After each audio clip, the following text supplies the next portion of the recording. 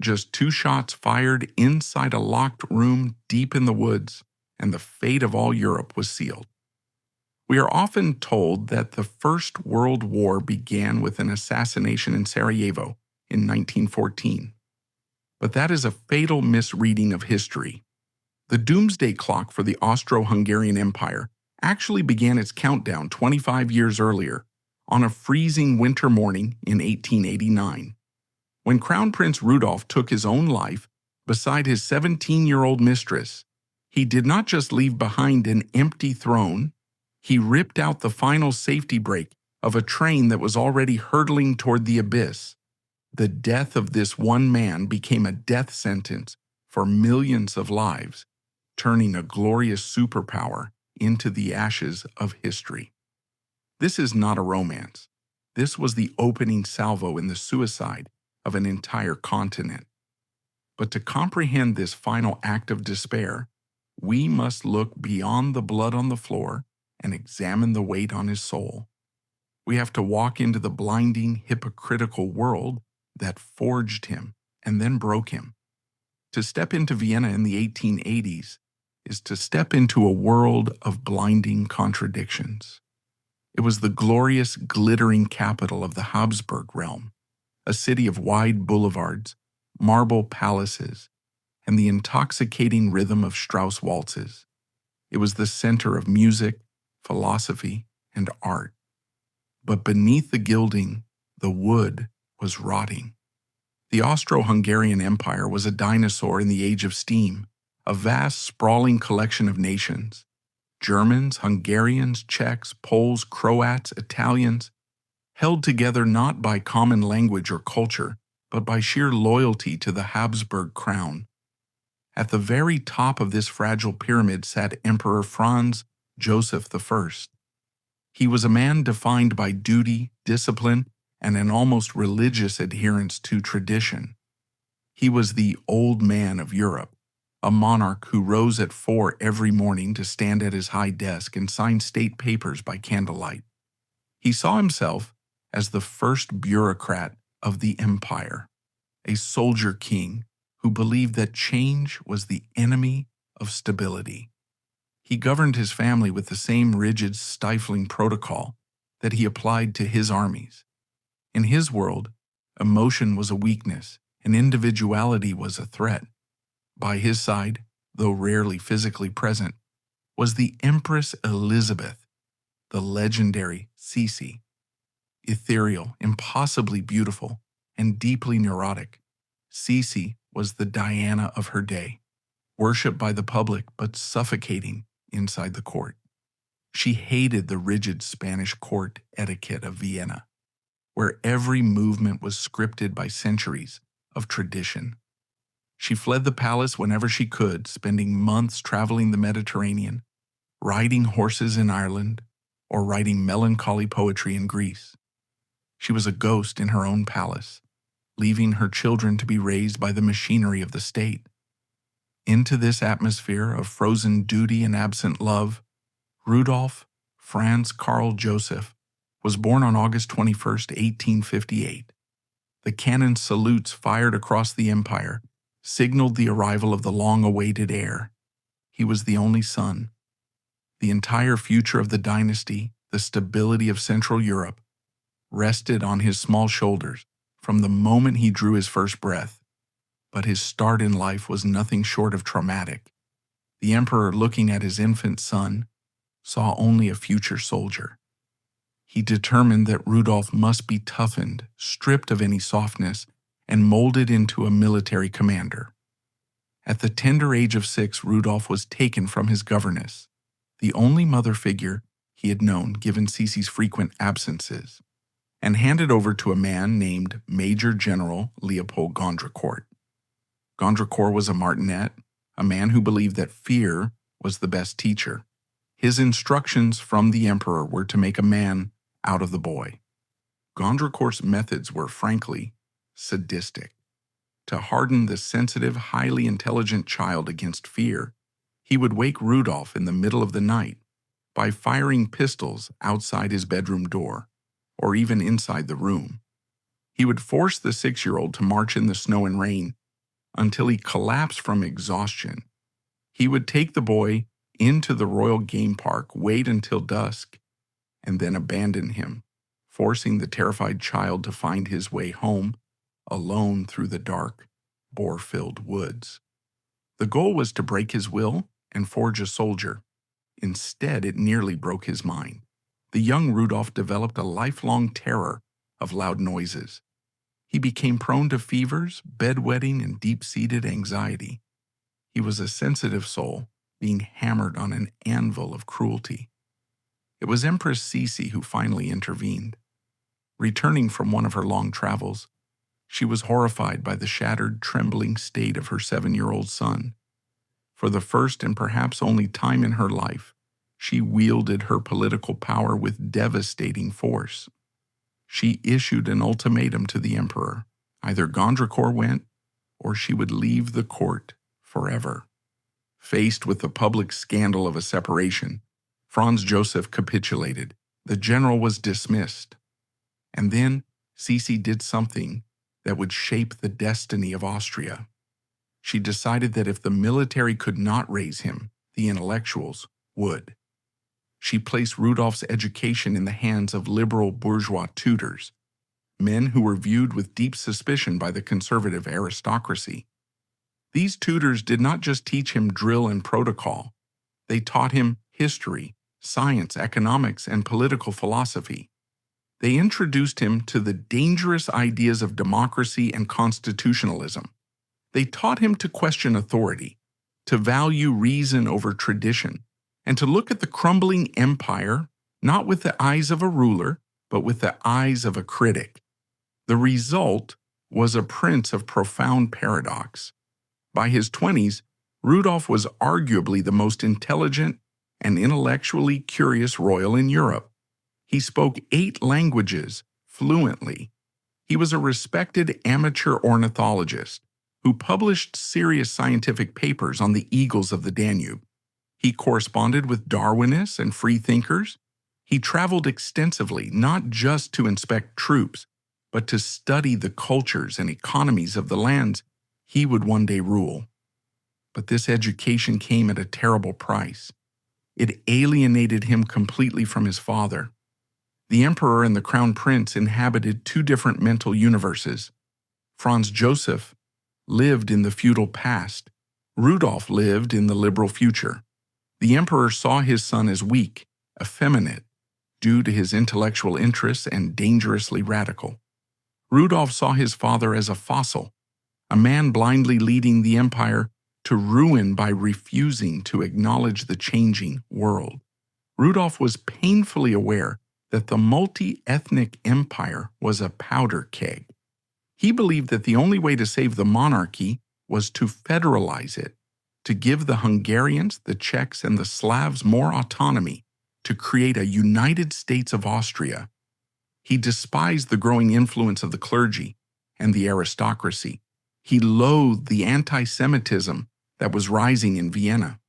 And perhaps most dangerously, he deeply distrusted Austria's alliance with the new German Empire.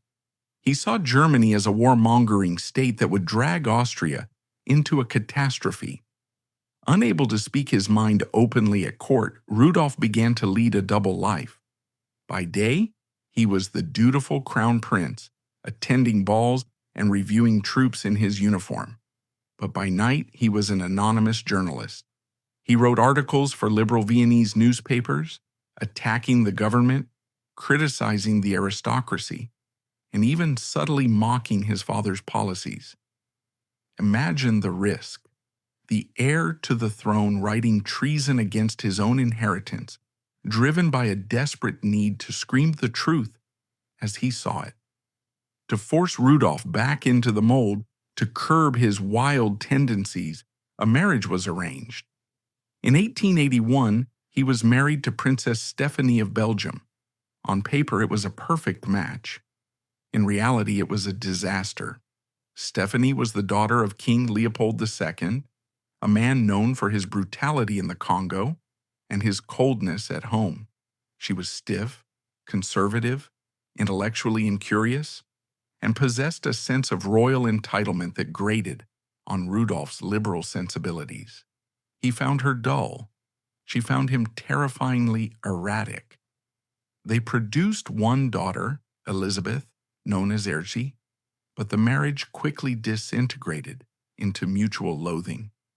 Rudolph, starving for intellectual companionship and emotional warmth, sought escape in the underbelly of Vienna.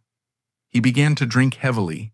Champagne laced with cognac was his favorite anesthetic.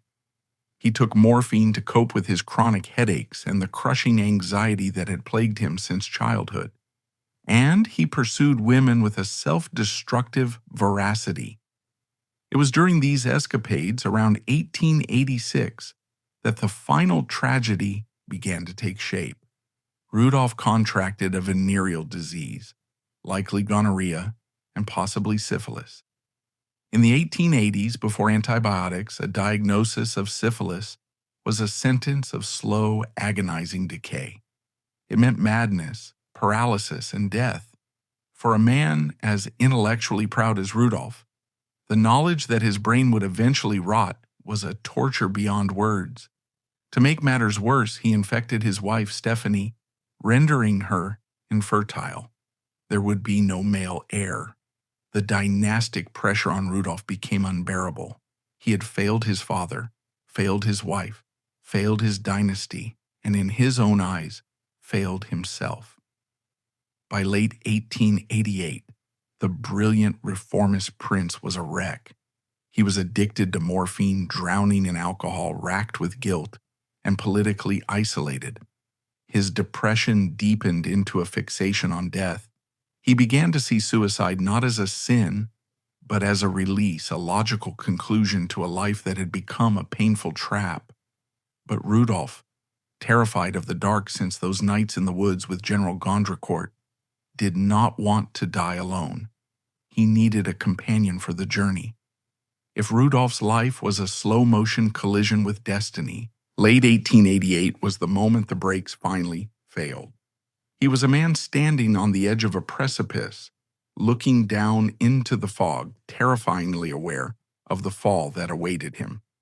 But the Crown Prince of Austria-Hungary, for all his intellectual bravado and political radicalism, possessed a fatal fragility. He could not bear to be alone. The darkness that lived inside his head was too loud, too crowded with the ghosts of his failures and the demons of his illness. He needed a hand to hold as he stepped off the edge. He was not looking for a lover in the traditional sense. He was interviewing candidates for a suicide pact. It is a chilling testament to his charisma and his desperation that he found volunteers. But before he found the one who would say yes, he tried to convince the one who would say no. Her name was Mizzy Casper. To history, she is often relegated to a footnote, the other woman. But Mizzy was in many ways the most significant relationship of Rudolph's adult life. She was 24 years old, a soubrette, an actress and singer, with a spirit as effervescent as the champagne Rudolph consumed by the gallon. She was everything the court was not: spontaneous, unpretentious, and vividly alive. For years, she had been his emotional anchor, his official mistress in a world where such things were tacitly accepted. Rudolph spent more time in her comfortable bourgeois apartment than he did in the cold, echoey halls of the Habsburg palace. He showered her with gifts, jewelry, money, eventually a 3-story house in Vienna. But in the summer of 1888, the nature of his requests changed. During a tryst at the Husarin Temple, a neoclassical monument atop a hill in the Vienna woods, Rudolph turned to Mizzy with a strange intensity in his eyes. The view from the temple was magnificent, overlooking the city that he was born to rule but felt destined to lose. He took her hand and asked her, with the same casual tone one might use to suggest a holiday, if she would shoot herself with him. Mizzy Casper was a woman of the world, not a tragic heroine from a Gothic novel. She laughed it off initially, thinking it a macabre joke born of too much brandy. But Rudolf persisted. He became graphic. He spoke of the peace of the grave, of the beauty of leaving the world at the height of sensation. Mizzy realized with a jolt of cold terror that he was not joking. She was looking into the eyes of a man who had already checked out of life. Mizzy did something that no one else dared to do. She tried to save him. She went to the police. She managed to secure a meeting with the police president of Vienna, a man named Baron Kraus. She told him explicitly and urgently that the crown prince was suicidal and was actively seeking a partner for death. The response she received was a masterclass in bureaucratic negligence. Baron Kraus listened, nodded, and then dismissed her concerns as the hysterical ravings of a prostitute. He filed the report away in a dark cabinet and did nothing. He did not inform the emperor. He did not increase the prince's security. The police spies, who trailed Rudolf everywhere, continued to log his movements, his drinks, and his bedfellows, watching dispassionately as the heir to the throne spiraled toward the abyss. The state had been warned, and the state had shrugged. Rebuffed by Mizzy, who, despite her love for him, had a healthy desire to keep living, Rudolf did not abandon his plan. He simply widened his search. He needed someone more malleable, someone whose grip on reality was looser, someone whose romanticism could be weaponized against her survival instinct. He found the perfect candidate in the drawing rooms of Viennese high society. Baroness Mary Vetsera was 17 years old, a girl poised on the dangerous threshold between childhood and womanhood. To understand Mary, one must understand the peculiar ecosystem of the second society in Vienna. She was not of the ancient, blue-blooded aristocracy that surrounded the emperor. Her father, Baron Albin Vetsera, was a diplomat of relatively modest nobility, but her mother, Helene, was a Baltazzi. The Baltazzis were the Rockefellers of the Levant, a fabulously wealthy Greek family of bankers and horse breeders. They were new money, dripping in diamonds and ambition, desperate to wash away the ink of the ledger book with the blood of the aristocracy. They were tolerated by the elite for their money and their stables, but they were never truly accepted. They were the outsiders looking in, their noses pressed against the glass of the Habsburg. Mary was the product of this ambition. She was raised with one singular goal: to marry up. Her mother, Helene, was a terrifying stage mother, a woman who viewed her daughter's beauty as a tactical asset to be deployed in the war for social standing. And Mary was beautiful. She was not the classic blonde, ice-cold beauty favored by the Austrian court. She was dark, fleshy, and sensuous, with heavy-lidded eyes and a distinctly oriental allure, as the gossips of the time described her. She was known in society as the Little One, a nickname that belied a burning, almost volcanic emotional intensity. Mary was a Schwärmerin, an enthusiast, a dreamer. She devoured romantic novels where love was always fatal and always grand. She collected photographs of Crown Prince Rudolf, the way modern teenagers collect posters of pop stars. To her, Rudolf was not a political figure or a syphilis-ridden man in his 30s. He was an idol, a distant, shimmering god of melancholy. She'd been in love with him since she was a child, watching him pass in parades, projecting all her adolescent fantasies onto his distant silhouette. In the autumn of 1888, the barrier between the idol and the worshipper was breached. The instrument of this meeting was Countess Marie Larisch. Countess Larisch is the villain of this piece in many eyes. She was the daughter of Duke Ludwig in Bavaria, which made her the niece of Empress Sisi and a first cousin to Rudolf.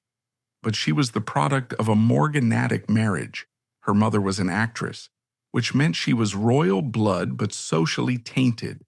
She existed in the gray zones of the court, bitter about her lower status, eager for intrigue, and trusted by everyone because she seemed so harmless. Mary Vetsera idolized Countess Larish because she was a link to the royal family. Rudolf used Countess Larish because she was discreet and morally flexible. The first moves were subtle: a glance at the horse races at Freudenau, a nod across the boxes at the Burg Theater.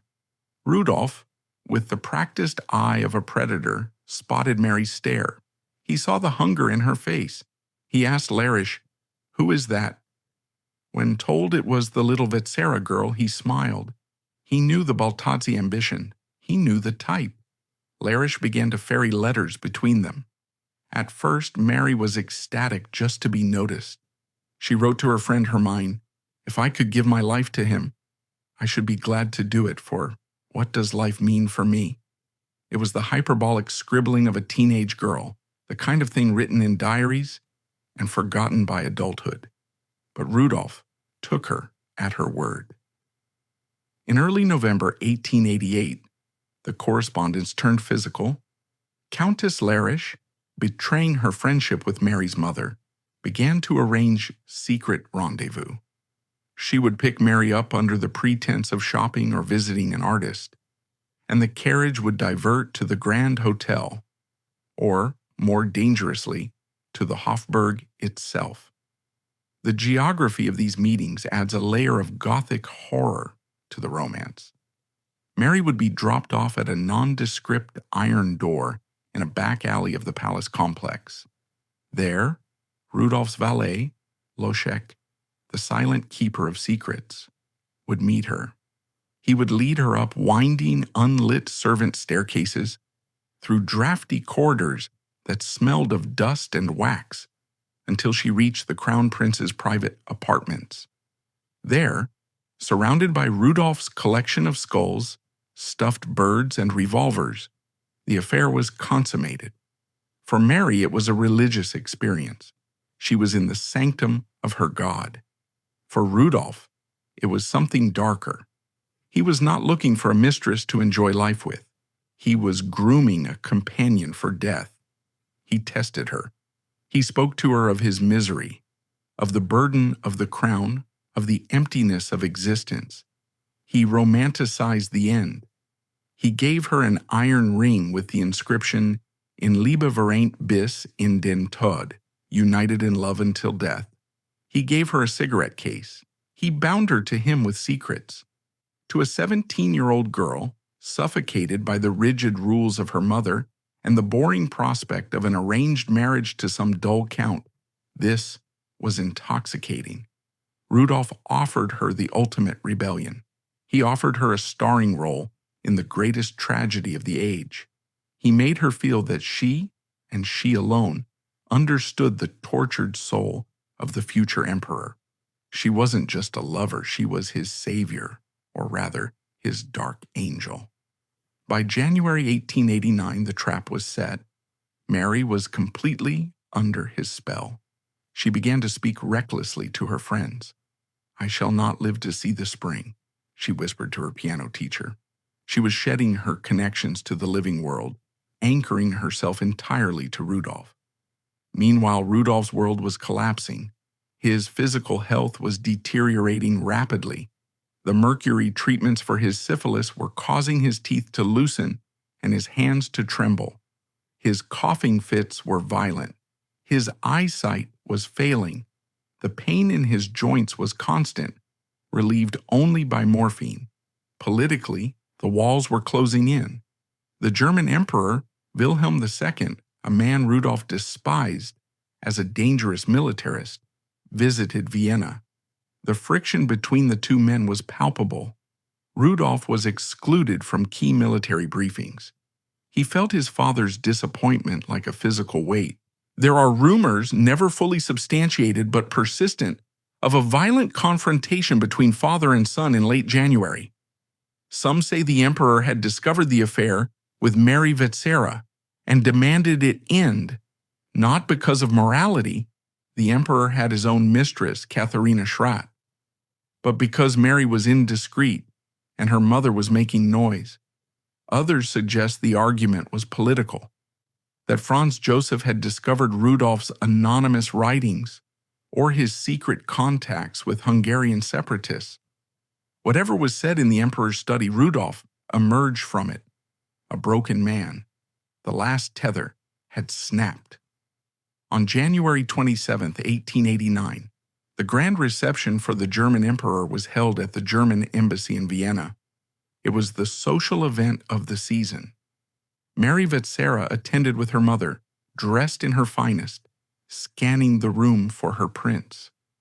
When Rudolf entered, he looked past her, through her, as if she were furniture. He had to. Protocol demanded it. But later he made a signal, a look, a promise. That night the decision was finalized. Rudolf gave instructions to his valet. He wrote a codicil to his will. He was not planning a revolution anymore. He was planning an exit. Mary, for her part, was preparing her trousseau. For the grave, she wrote a letter to her friend Hermine that stands as one of the most chilling documents of teenage obsession ever penned. We are going to Mayerling. I know what will happen. We will not return. There is a profound tragedy in the agency Mary Vetsera exercised. She was not kidnapped. She was not dragged, kicking and screaming, to the hunting lodge. She went willingly. She lied to her mother. She tricked her guardians. She ran out into the snow to meet the carriage of Josef Bratfish, Rudolf's coachman. She was running toward her death with the excitement of a girl running toward an elopement. She believed she was entering a legend. She did not understand that she was simply entering a crime scene. On the morning of January 28th, Rudolf left Vienna for the last time. As his carriage rattled over the cobblestones, leaving the gray city behind for the white silence of the woods, he must have felt a strange sense of relief. The lies were almost over. The pain was almost over. He arrived at Mayerling, the remote hunting lodge he had purchased a few years prior. It was a modest place by royal standards, comfortable but isolated, surrounded by dense forests teeming with game. But Rudolf had not come to hunt stags. Mary arrived a day later, smuggled in through the back gate. She was installed in the prince's bedroom, a hidden doll in a deadly house. For the next 24 hours, while Rudolf entertained his unsuspecting hunting guests in the dining room below, Mary sat upstairs waiting.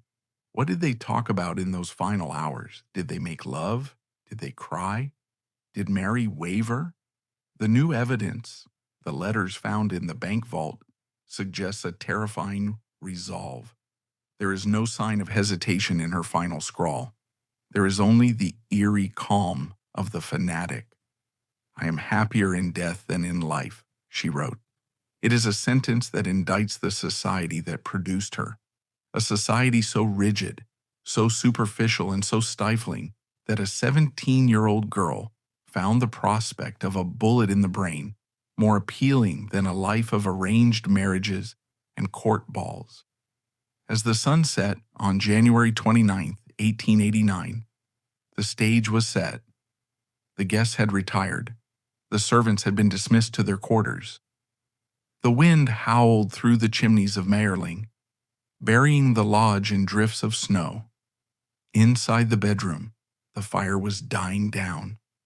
Rudolf checked his revolver. It was a Steyr model 1886. He had 6 bullets. He only needed 2. He poured 2 glasses of brandy. He looked at the girl who worshipped him, the girl he was about to destroy to soothe his own terror of the dark. The time for politics, for arguments, for regrets was over. The long night of Mayerling had begun. The night of January 29th at Mayerling was not merely quiet, it was suffocating. The heavy snowfall had insulated the lodge, turning it into a soundproof chamber, detached from the rest of the world. While the servants slept in the attic, and Count Hoyos and Prince Coburg slumbered in the guest quarters, a tragedy of Shakespearean proportions was playing out in the master suite. We can only reconstruct the events of those final dark hours through the forensic evidence left behind, the position of the bodies, and the testimony of the few who saw the room before the state machinery scrubbed it clean. But the silence of the historical record speaks louder than any witness. It tells us of a long, agonizing delay between the first shot and the second. Sometime after midnight, perhaps in the deepest trough of the night, when the human spirit is at its lowest, the Pact was activated. Mary Vetsera was found lying on the bed. She was dressed in a night chemise, her long dark hair spread out against the pillow. Her left hand was gripping a handkerchief so tightly that in death her fingers had to be pried open. This detail suggests a moment of supreme terror or overwhelming emotion right at the end. Did she hesitate? Did she look at the man she worshipped and see, for the first time, not a god, but a trembling, broken killer? The evidence suggests she was shot at close range in the left temple. The bullet passed through her brain and exited above the right ear. Death would have been instantaneous. There was no struggle, no defensive wounds. She submitted to the bullet as if it were a communion wafer. Rudolf, the crown prince of one of the most powerful empires on earth, had just murdered a teenage girl in his bed. And then he did the unthinkable. He didn't follow her immediately. For nearly 6 hours, Rudolf sat in that room with the cooling corpse of his mistress. Imagine the psychological horror of that interval. The candle wax was dripping low. The fire in the hearth was turning to ash. He sat at his small bedside table, the revolver lying next to him, a Steyr M 1886, a heavy military-grade weapon. He drank brandy, glass after glass, trying to summon the courage to finish what he had started. He smoked. When the room was opened later, the air was blue with stale tobacco smoke, a thick, choking fog that hung over the smell of blood. He wrote, "Even in these final delirious hours, the Habsburg bureaucrat in him survived." He wrote a letter to his sister, Valerie. He wrote to his wife, Stephanie. He even wrote a bizarre manic letter to his friend Jogieni, discussing the future of his dogs and his wolf. It was the activity of a mind frantically trying to tidy up a messy life before leaving the room forever. He looked at Mary. Did he feel regret? Did he feel love? Or did he feel the cold detachment of a man who had already crossed the river Styx? He arranged her hands. He covered her with a duvet. He placed flowers on her chest, a grotesque, tender gesture, in a slaughterhouse. The dawn began to break, gray and unforgiving, filtering through the heavy curtains. At 6:30 a.m., Rudolf stood up. He was fully dressed in his military trousers and a flannel hunting shirt. He walked to the door and unlocked it. His valet, Johann Loschek, was already awake, waiting in the hallway. Rudolf opened the door and spoke to him.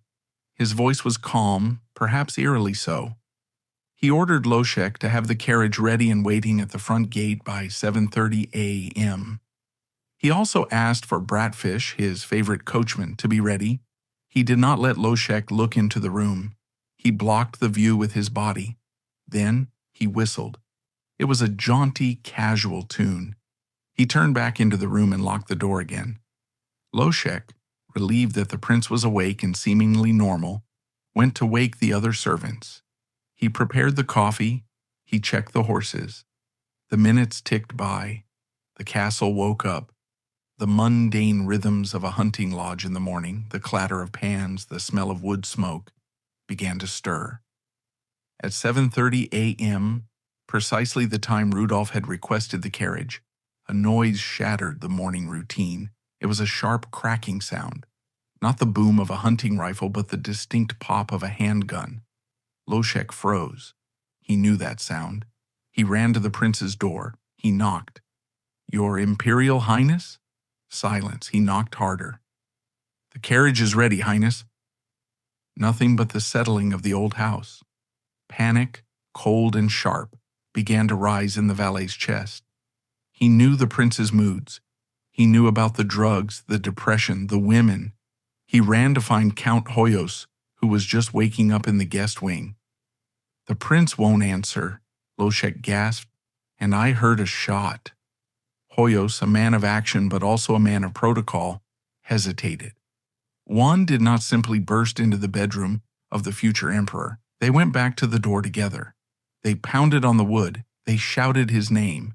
The silence from within was absolute and terrifying. It was the silence of a tomb. Finally, propriety gave way to necessity. Loshek, perhaps remembering the layout of the room, realized the door was bolted from the inside. They couldn't pick the lock. Hoyos grabbed a hatchet, some sources say a hammer, and attacked the door. Splinters of oak flew into the hallway. He smashed a panel near the lock, creating a hole large enough to reach a hand through. Loshek peered through the jagged opening. The room was dark, the curtains drawn, but there was enough light to see the bed. He recoiled, his face draining of color. "They are dead," he whispered. "Both of them." Hoyos pushed him aside and looked. What he saw would be burned into his memory forever. Rudolf was sitting or lying on the edge of the bed, his body slumped forward. The top of his head was shattered. The gun had fallen from his hand. Blood was everywhere, on the sheets, on the floor, on the nightstand. And beside him, pale and still, lay the Baroness Vetsera. Count Hoyos didn't scream. He didn't faint. He was an Austrian aristocrat, he calculated. He immediately understood that he was not looking at a tragedy. He was looking at the end of the world. The crown prince was dead. A mistress was dead beside him. It was a scandal that could topple the monarchy. He turned to Loshek and gave the first order of the cover-up. "No one enters this room, no one." The priority was not to mourn Rudolf, but to save Franz Joseph. Hoyos knew he had to reach the emperor before the rumors did. He didn't even stop to change his clothes. He ran to the stables, grabbed a sledge, and drove the horses through the snow to the nearest train station at Baden. He bullied the station master into flagging down the express train to Vienna, which didn't usually stop there. While Hoyos raced toward the capital, the scene at Mayerling remained frozen in time. The servants whispered in the kitchen. The body of the prince sat cooling in his blood. And the body of Mary Vetsera lay there, an inconvenient piece of evidence that the state would soon need to dispose of. When Hoyos arrived at the Habsburg Palace in Vienna, he was trembling. He couldn't just walk up to the emperor and say, "Your son shot himself." The protocol was too rigid, the emperor too formidable. He went to the empress's Lord Chamberlain, Baron Nopsha. Nopsha refused to tell the emperor. "Only the empress can tell him," he said. So they interrupted Sisi. The empress was in the middle of her Greek lesson. When she saw the ashen faces of the men, she knew.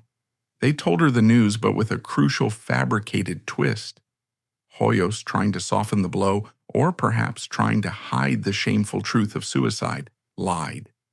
He told Sisi that Rudolf had been poisoned. "Cyanide," he said. "It was a murder." Sisi, the woman who had always been stronger than she looked, took the blow without collapsing. She wept, but she gathered herself. She was the one who walked into the emperor's study. She was the one who looked at the man who had ruled for 40 years and told him that his heir was gone. Franz Joseph broke. The man of stone wept. But even in his grief, he asked the question that defined him. Is it true? Was it poison? The lie of the poison was the first layer of the cover-up, but it was thin. It couldn't hold. The court physicians were dispatched to Mayerling immediately. When they arrived, the truth was undeniable. There was no poison. Half the prince's head was missing. The revolver was right there.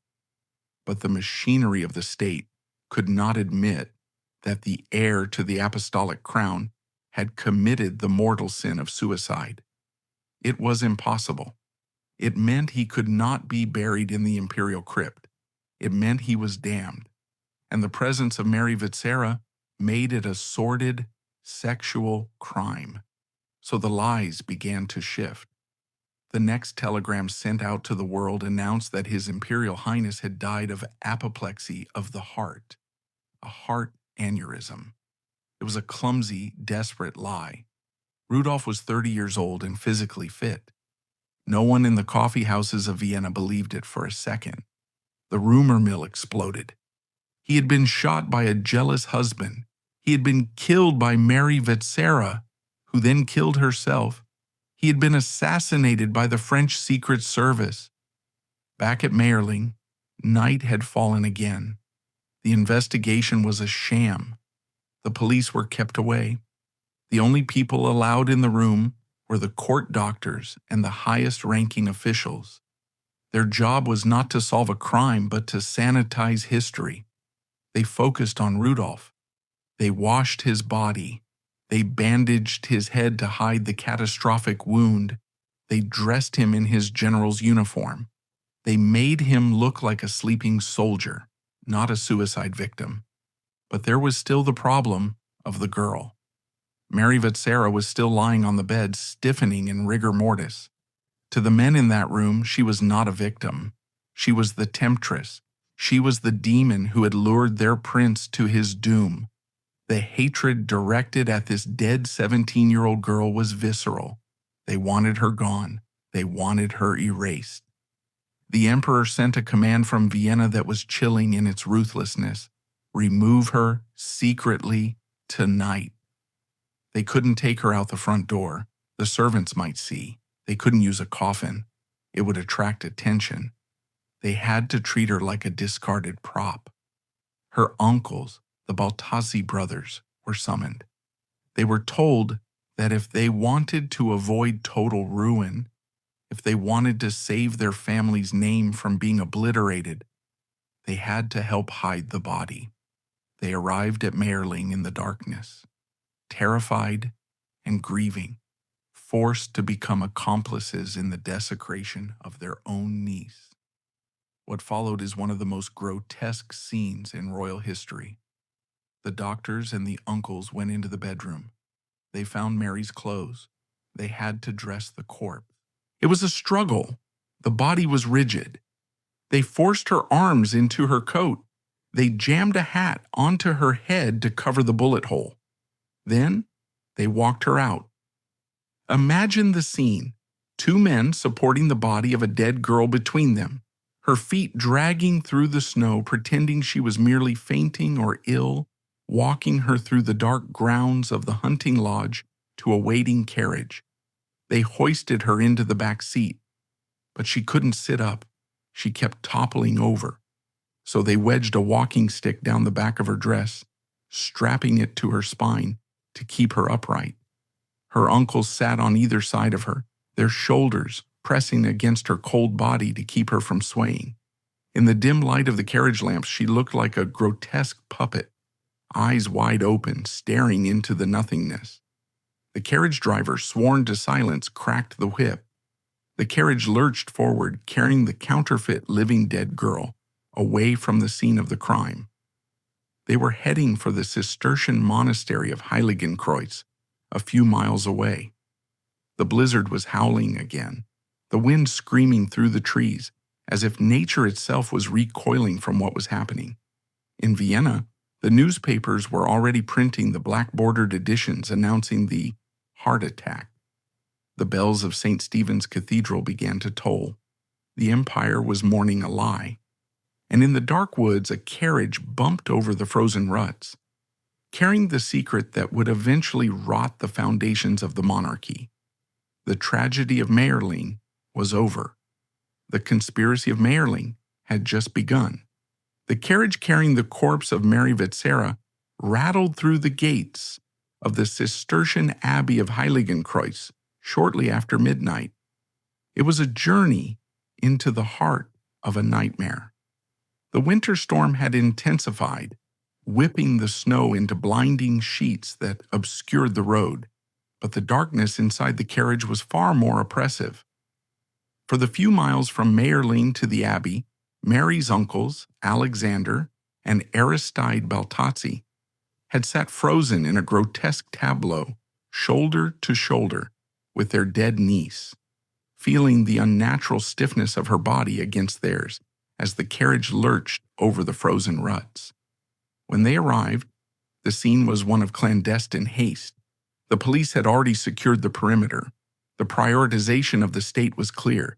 The emperor's son was a tragedy to be mourned. The Baroness Vetsera was a mess to be cleaned up. There was no priest waiting to offer last rites, for she was a suicide and a sinner in the eyes of the church. There were no mourners, no flowers, and no dignity. The grave had been dug in a remote corner of the cemetery, near the wall where the unconsecrated ground met the forest. The ground was frozen solid, hard as iron, and the grave diggers had struggled to hack out a pit deep enough. Because of the haste and the secrecy, there was no proper coffin ready. Some accounts suggest a makeshift wooden box was hastily procured from the abbey's carpentry workshop. Under the watchful eyes of the district commissioner, the uncles lifted Mary's body from the carriage. The walking stick was removed from her dress. She was placed into the coffin still wearing the hat and coat she had been dressed in hours after her death. There was no time to change her, no time to wash the blood from her hair properly. The lid was nailed shut. The burial was conducted in silence, broken only by the sound of earth hitting wood and the howling wind. The police commissioner, a man named Gorup, ensured that no marker was placed on the grave initially. The instructions from Vienna were explicit. She was to disappear. Her mother, Helene, was sitting at home in Vienna, frantic with worry, unaware that her daughter was already beneath the earth. When the police finally informed her, the next day, they forced her to leave the country immediately. The Vetsera family was effectively banished, their social standing annihilated, their grief criminalized. The message was clear: Mary Vetsera never existed. But while the state could bury a baroness in the dark, it could not hide a crown prince. Back in Vienna, the heart attack lie was disintegrating with catastrophic speed. The morning after the announcement, the Viennese public, cynical, intelligent, and deeply connected to the gossip networks of the servants, was already whispering the truth. They had seen the flurry of telegrams. They knew that healthy 30-year-old men do not drop dead of heart failure while hunting. More importantly, the lie was medically and religiously unsustainable. Dr. Witterhofer, the emperor's personal physician, had returned from Mayerling ashen-faced. He went to the emperor and risked his career, and perhaps his freedom, by speaking the truth. He told Franz Joseph that he could not, as a man of science and honor, sign a death certificate claiming natural causes. The shattering of the cranium was too obvious. The bullet wound could not be explained away as an aneurysm. Franz Joseph was trapped. If he admitted suicide, Rudolf could not be buried in the imperial crypt, the Kapuzinergruft. According to Catholic dogma, a suicide was a soul damned to hell, denied a Christian burial. For the apostolic king of the Austro-Hungarian Empire to have a son who was officially damned was a dynastic catastrophe that could delegitimize the entire monarchy. A desperate diplomatic negotiation began between the Habsburg Palace and the Vatican. The emperor sent a coded telegram to Pope Leo XIII. The exact contents of this exchange remain one of history's great secrets, but the gist is known.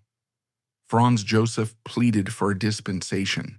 He argued that Rudolf was not in control of his faculties when he pulled the trigger. He argued that the prince was of unsound mind. In the 19th century, this was the only loophole. If a man was mad, he was not responsible for his sins. To save his son's soul and the dynasty's face, the emperor had to officially declare his heir a lunatic. The court physicians were ordered to produce a new report. They performed a partial autopsy, carefully avoiding the full truth. and concluded that Rudolf's brain showed pathological changes and premature closure of the sutures, implying a long-standing mental instability. It was a medical fiction designed to appease the Pope. The Vatican, understanding the political stakes, the collapse of the Austrian monarchy would be a disaster for the Church, granted the dispensation. Rudolf would be allowed a church burial. On February 5, 1889, the funeral of Crown Prince Rudolf took place. It was a spectacle of black velvet and silver, a grim pageant of imperial mourning. Thousands of Viennese lined the streets, standing in silence as the hearse, drawn by black horses, made its way from the Hofburg to the Capuchin church. But the details betrayed the lie. When the body lay in state, Rudolf's head was heavily bandaged, a white turban covering the destruction wrought by the bullet. The official explanation was that the autopsy had been invasive, or that the heart rupture had caused a fall. But the people saw the bandage and they knew. They saw the wax reconstruction of his face, the way his head was positioned to hide the right temple. The emperor walked behind the coffin. Franz Joseph, the man of iron, looked suddenly old and broken. He was bearing not just a son, but the future of his empire. Empress Sisi did not attend the public procession. She was collapsed in her apartment, screaming at the universe, blaming the emperor, the court, and herself. When the coffin was lowered into the crypt, placed among the bronze sarcophagi of his ancestors, the heavy iron gates slammed shut.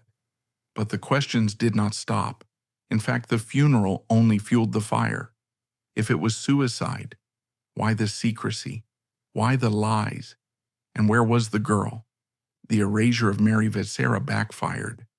By trying to hide her, the court turned her into a ghost story that haunted every cafe in Vienna. People noticed the Vetsera family had fled. They noticed the fresh, unmarked earth in Heiligenkreuz. The rumors mutated into conspiracy theories that were far more dangerous than the truth. The political context of 1889 was a tinderbox. Rudolf was known to be a liberal, a friend of the Jews, a sympathizer with the Hungarians, and a critic of the German alliance. To the conservative establishment, he was a traitor. To the liberals, he was a messiah. The murder theory took root immediately. The most popular version was that Rudolf had been assassinated by agents of the Austrian secret police on the orders of the conservative Prime Minister Count Taffa, or perhaps even with the tacit approval of the emperor, to prevent a liberal coup. People pointed to the fact that Rudolf had supposedly been in high spirits days before. They pointed to the struggle that some servants claimed to have heard, though no credible evidence supported this. Another theory blamed the French. Rudolf had been flirting with French Republicans, exploring a shift away from Germany. Did Bismarck's agents kill him to keep Austria in the German orbit? Or did the French kill him because he got cold feet? Even more salacious were the romantic murder theories. One story claimed that Mary Vetsera's uncle Baltassi had broken into the lodge, found the couple in bed, and shot Rudolf in a rage, leading Rudolf to shoot him or Mary in the crossfire. The court did nothing to dispel these rumors, because to do so would require telling the truth, that the heir to the throne was a depressed, drug-addicted man who coerced a teenager into a suicide pact. They preferred the silence of mystery to the shame of reality. In the weeks following the funeral, Emperor Franz Joseph took steps to physically erase the memory of the tragedy. He ordered that the Mayerling hunting lodge be fundamentally altered. The bedroom where the deaths occurred was demolished. In its place, he commissioned a church. The altar of the new chapel was placed over the exact spot where the deathbed had stood. He handed the property over to the Discalced Carmelites, an order of nuns dedicated to silence and prayer. Their mission was to pray eternally for the soul of the crown prince. Documents were burned. Letters were confiscated. The secret police paid visits to anyone who knew too much. The servants, the coachman Bratfish, the musicians who had played for Rudolf. They were bought off or threatened into silence. Bratfish, the man who drove Mary to her death and knew every detail of the final night, took his secrets to the grave, loyal to the end. But silence is a fertilizer for legend. For the next 25 years, the ghost of Rudolf hovered over the empire. Every time the new heir, the abrasive and unpopular Archduke Franz Ferdinand, offended the Hungarians or insulted the Slavs, people whispered, "If only Rudolf had lived." Rudolf became a saint of the what if. He was idealized as the perfect monarch who never was, the man who would have modernized the empire, federated the nations, and kept the peace. The tragedy of Mayerling ceased to be a personal event and became a political myth. It was the moment the timeline broke. The liberals in the empire lost their champion and fell into despair. The conservatives tightened their grip, driving the bus straight toward the cliff. The Vetsera family, meanwhile, lived in a purgatory of grief and shame. Mary's mother, Helene, eventually returned to Austria but was a pariah. She spent years petitioning the emperor for permission to give her daughter a proper burial.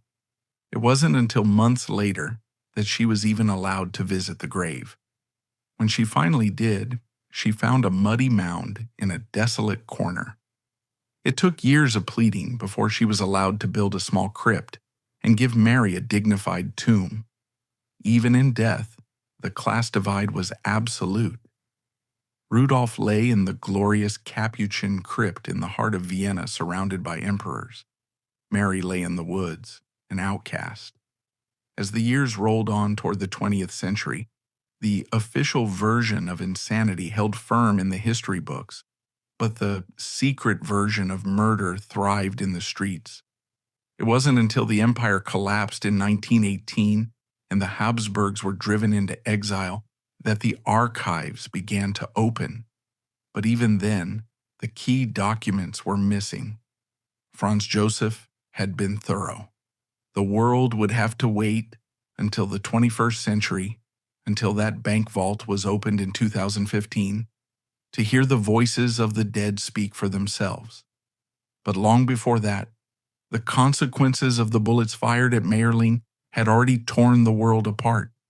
The death of the prince did not just leave a room empty, it left a vacuum in the center of Europe. And nature abhors a vacuum. Into that empty space rushed the forces of nationalism, militarism, and stupidity that would eventually ignite the Great War.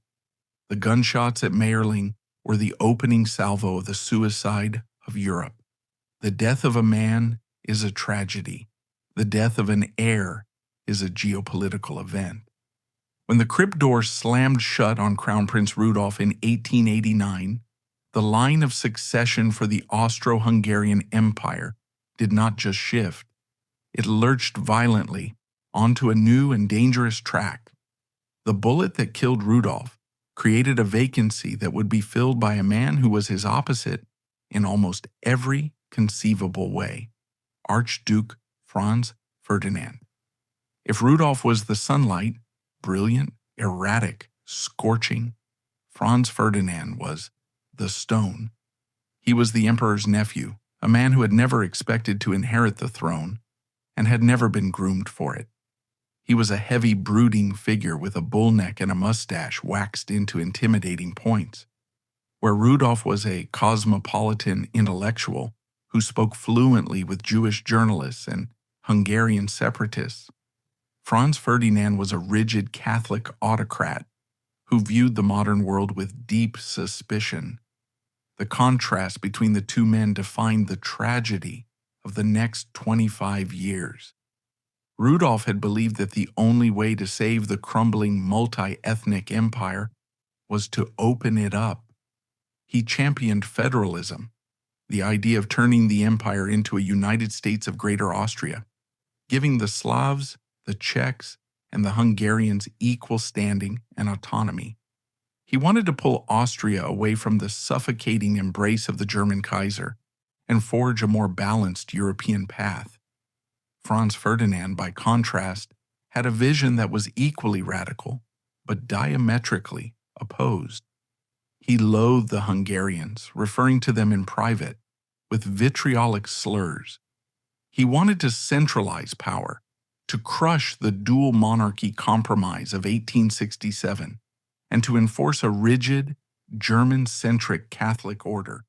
While he did toy with the idea of trialism, creating a third Slavic kingdom to balance the Hungarians, his approach was so abrasive, so lacking in diplomatic finesse, that he managed to alienate everyone. Most dangerously, Franz Ferdinand lacked Rudolf's charm. Rudolf was beloved by the people. He was the prince of the heart. Franz Ferdinand was respected, feared, but never loved. When he traveled through the empire, the crowds were silent. This lack of popularity, combined with his aggressive stance toward the Balkans, made him a target. For 25 years, the old emperor Franz Joseph froze the empire in amber. He refused to modernize, terrified that any change would lead to revolution. He ruled like a ghost, presiding over a court that was still dancing to the waltzes of 1850 while the rest of the world was building dreadnoughts and machine guns. The tension in the Balkans, the powder keg of Europe, began to rise. Serbia was rising, nationalism was boiling, and the Slavs within the Austrian Empire were restless. Rudolf, with his deep understanding of the Slavic mind and his liberal sympathies, might have been the safety valve. He might have negotiated. He might have diffused the bomb. Franz Ferdinand, however, was the hammer that struck the detonator. The irony is blinding.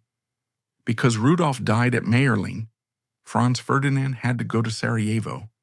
On June 28, 1914, Archduke Franz Ferdinand traveled to the capital of Bosnia. It was a provocative visit on a sacred Serbian holiday. The security was lax, a fatal echo of the negligence that allowed Rudolf to spiral. As the Archduke's motorcade made a wrong turn near the Latin Bridge, a young Serbian nationalist named Gavrilo Princip stepped forward. 2 shots rang out. These shots were the direct historical echo of the 2 shots at Mayerling. If Rudolf had not pulled the trigger in 1889, Franz Ferdinand would have been a minor archduke, hunting stags on his private estate, safe and irrelevant. Instead, he was the heir, and his death triggered the alliance system that Rudolf had spent his life warning against. Austria declared war on Serbia. Russia mobilized to protect Serbia. Germany, bound by the alliance that Rudolf hated, mobilized to back Austria. France and Britain were pulled in. The dominoes fell exactly as the depressed, morphine-addicted prince had predicted in his anonymous newspaper articles 30 years earlier. The First World War destroyed the Austro-Hungarian Empire completely. It wiped the Habsburgs off the map. It killed millions of young men. And in the chaos of that war, the grave of Mary Vetsera was disturbed for the first time, her coffin broken open by soldiers looking for jewels, her bones left exposed to the elements, a final indignity for the girl who started it all. For over a century, the mystery of Mayerling persisted. The murder versus suicide debate raged in history books and documentaries. The lack of primary evidence, thanks to Franz Joseph's thorough destruction of documents, allowed the wildest theories to flourish. Was she pregnant? Did she castrate him? Was it a double murder? Then came 2015. The Scheller Bank is a private bank in Vienna, discreet and old-fashioned. During a routine audit of their archives, employees found a dusty, leather-bound folder that had been deposited in 1926 and forgotten. When they opened it, They found the Holy Grail of Habsburg historians. Inside were the original farewell letters of Mary Vetsera. These were the documents that were supposed to have been burned in the fireplace of the Hofburg in 1889. They had survived, secretly preserved by the Vetsera family and hidden away for safekeeping. To read them today is to feel the chill of the grave.